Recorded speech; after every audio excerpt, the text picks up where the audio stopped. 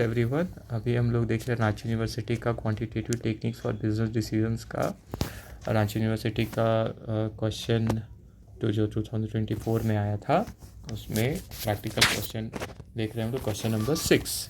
ठीक है, तो इसमें बोला गया है एनुअल डिमांड एक आइटम का है 3200 यूनिट्स, यूनिट कॉस्ट है 6 और मतलब एक आइटम का है 6 और inventory carrying charges 25% per annum है। अगर कॉस्ट ऑफ वन प्रोक्योरमेंट मतलब एक बार का जो कॉस्ट लगता है ऑर्डरिंग कॉस्ट, ठीक है, वो हमको कितना लग रहा है 150 लग रहा है। तो हम लोग को डिटरमाइन करना है, क्या डिटरमाइन करना है? पहला EOQ economic order quantity, time between two consecutive orders, फिर number of order per year और ऑप्टिमल टोटल कॉस्ट।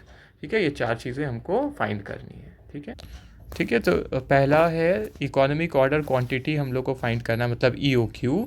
तो EOQ का हम लोग फॉर्मूला जानते हैं √2AO डिवाइडेड बाई C जो हम लोग लिखते हैं। ठीक है, AO की जगह AD या जो भी हम लोग सिंबल यूज़ करते हैं एक बार हम लोग को एक्सप्लेन भी करना होगा। ठीक है, कि EOQ का फुल फॉर्म क्या है, फिर A क्या डिनोट कर रहा है, यहाँ O क्या डिनोट कर रहा है, C डिनोट क्या कर रहा है। ठीक है, ताकि प्रेजेंटेशन के लिए अच्छा मार्क्स मिले हम लोग को।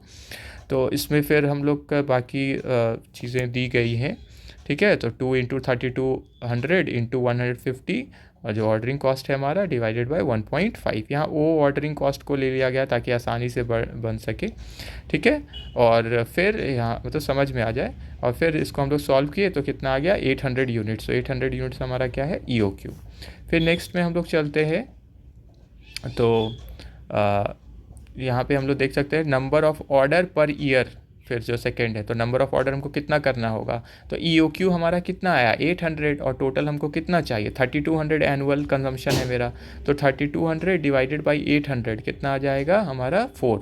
तो ऑप्टिमल टोटल ये मतलब जो हमारा number of order per year कितना हो गया, 4 बार हमको ऑर्डर करना होगा, है ना। 800 800 800 800 4 बार करेंगे तो 3200 आ जाएगा। फॉर्मूला ये है।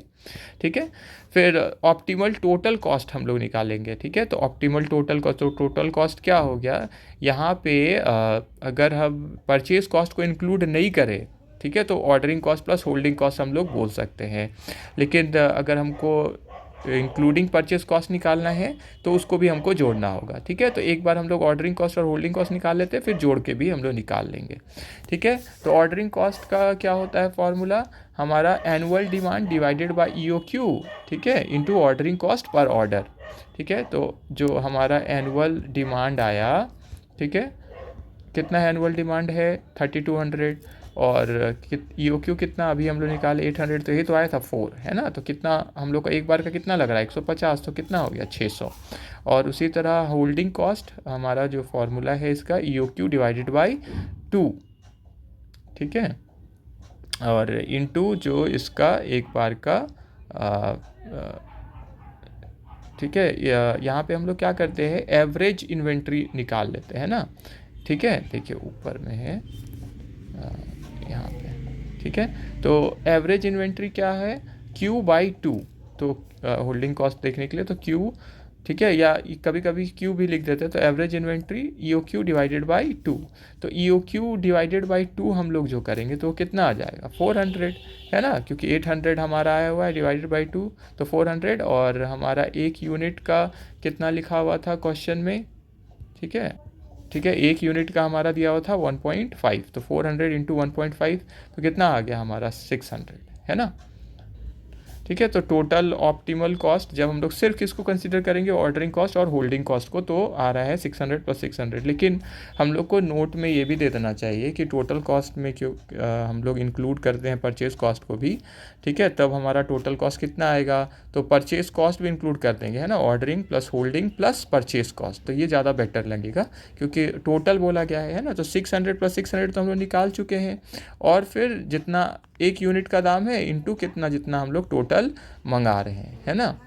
ठीक है, तो उससे जब हम लोग वो उसको निकाल लेंगे तो मतलब परचेज कॉस्ट को भी हम लोग ऐड कर देंगे तो हमारा 19,200 जो आया, ठीक है, तो 20,400 आ जाएगा। फिर time between two consecutive orders कि दो कंसेक्यूटिव ऑर्डर्स के बीच में क्या टाइम रहेगा हमारा। ठीक है, तो उसका फॉर्मूला क्या है EOQ divided by annual demand divided by 365। ठीक है। अगर क्वेश्चन में दिया रहेगा कि 360 डेज ही हम लोग काम करते हैं तो 360 लेंगे, मतलब जितना क्वेश्चन में मेंशन किया रहेगा ईयर के लिए। तो EOQ 800 आया है और एनुअल डिमांड हमारा कितना था 3200 ना, और डिवाइडेड बाय 365 हम लोग कर देंगे तो उसका ये हमारा आ जाएगा आंसर। ठीक है, ठीक है। तो कितना आ गया 91.25 डेज़, क्योंकि यहाँ हम लोग डेज़ में कन्वर्ट कर दिया ना, डिवाइडेड बाय 365 करके। ठीक है, थैंक यू। अच्छा, इसमें मेनली क्या है तो मतलब फार्मूलाज पता रहना चाहिए। ठीक है, तो इम्पॉर्टेंट टॉपिक है EOQ। ठीक है, थैंक यू।